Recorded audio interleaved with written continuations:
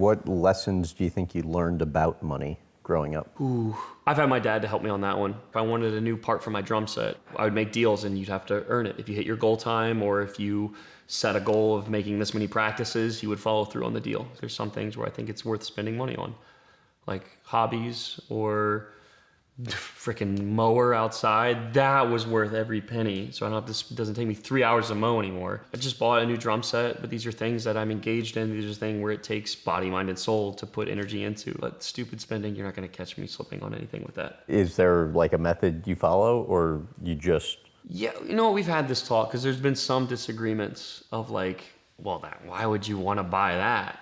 But we both just had two big purchases lately. Hers was a purse and mine was a drum set. And it was pretty much, that was kind of our 1 year gift to each other. But Meghan kind of introduced me into seeing both sides to it of, yeah, owning a purse isn't necessarily a hobby, but something that will last you a very long time, something you can get joy out of, something you can use every day and be genuinely excited over it. And I'm not one for materialistic goods, but that's what drums offers me. And if that can do the same with Meghan owning something in that regard, or like she's super into makeup and different styles and having fun with it, different ways to do her hair. And so I was like, let's get you a sick vanity. And actually the goal was, if we got the vanity, she got rid of this stupid jewelry box that I hated. And so that was the deal. And like, it's a super cool vanity. And I'm like, you know what? That is equivalent to me owning some of the tools out in the shed for building stuff. That's another thing I learned from my dad.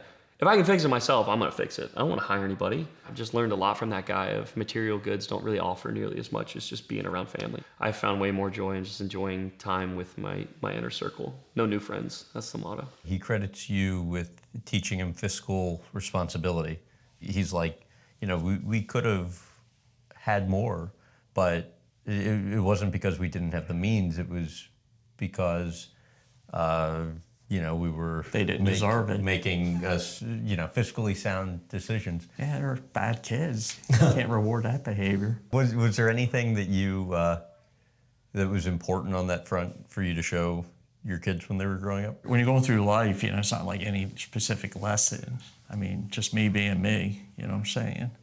I mean, you try and teach them what you believe in, what you think is right. I mean, but even today, some of them fell for it. Honestly, straight up, I thought I grew up like super poor because my dad was just good with money. Now I'm older, I'm like, dude, you're a doctor. We were not poor, but I didn't know we had money growing up, and I'm glad we didn't. Like, we had to earn everything we did. Until this day, I took that lesson with me. You have to, what you put in is what you get out.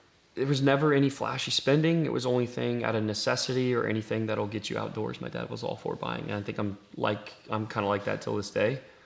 And still trying to keep that minimalistic mindset of, I don't need all this stuff. I know we're in a spacious house and everything like that, but just really only the things that'll give you genuine joy, genuine happiness.